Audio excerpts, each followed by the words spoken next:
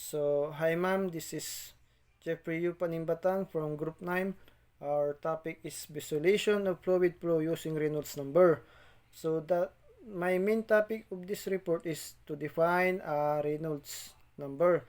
So, we proceed to the few history of Reynolds number.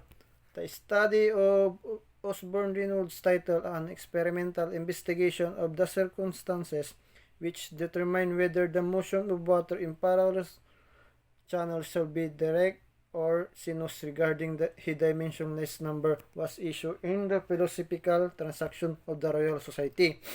According to the article, the dimensionless number discovered by Reynolds was suitable to foresee fluid flow in a broad range from water flow in a pipe to airflow over an airfoil. So, this is the picture of Osborne-Reynolds in time in 1842 to 1912. So, I will proceed to the main topic of definition of Reynolds number. Referred to as RE is used to determine whether the fluid flow is laminar or turbulent, which is laminar or turbulent is the main flow of Reynolds number. It is one of the main controlling parameters in all viscous flows where a numerical model is selected according to pre-calculated Reynolds number. Although the Reynolds number comprises both static and kinematic properties of fluids, it is specified as a flow property since dynamic conditions are investigated. So in short, Reynolds number, it is the number which used during flow of the liquid and it is related to an engineering. So I will give an example.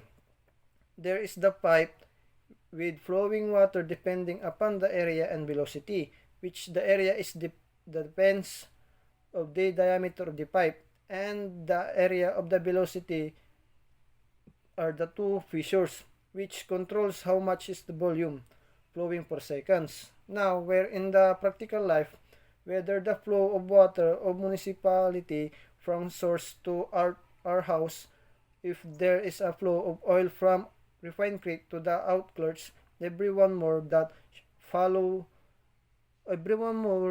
flow shall be fast so that you get more volume in less time and therefore over pipelines are overburdened. So we proceed to the derivation of Reynolds number. The dimensionless Reynolds number predicts whether the fluid flow will be laminar or turbulent, referring to several properties such as velocity, length, viscosity, and also type of flow. So the Reynolds number formula derivation. Reynolds number is equal to inertial forces over viscous forces, or equal to the mass times acceleration over dynamic viscosity times velocity over distance times the area. So in the final and the derived formula of the Reynolds number is equal to the density times velocity times length or diameter of the pipe over the dynamic viscosity.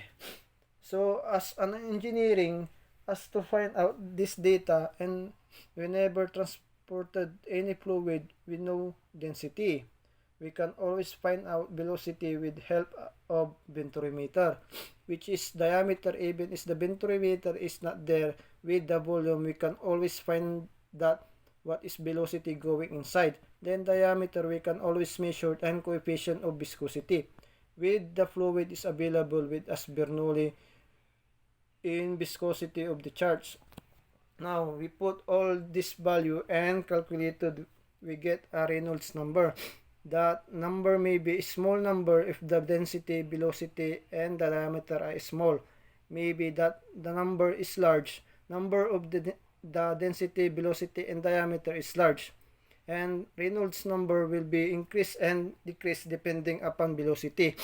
As you see, as the formula, Reynolds number is directly proportional to the density, velocity times the length or diameter of the pipe, and directly inversely proportional to the dynamic viscosity. So we proceed to the three types of flow of the Reynolds number. Number 1 is laminar flow, number 2 is turbulent flow, number 3 is transition flow. So how do we know if the flow is laminar, turbulent, and transition? So if the Reynolds number is up to 0 up to 2300, the flow is laminar.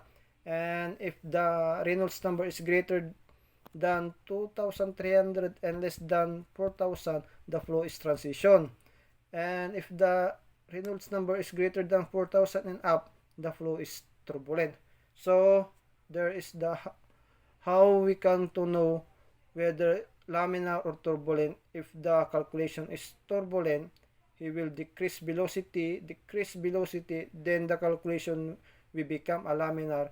But by the decreasing velocity, he decreasing the volume. So that the requirements is smooth.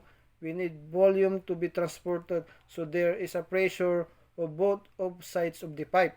We need more volume, and engineer what he needs. His pipe should not crack. So he has to keep a balance between them. So this is my report, and other groupmates, they discuss the procedure of the apparatus of Reynolds number. Thank you.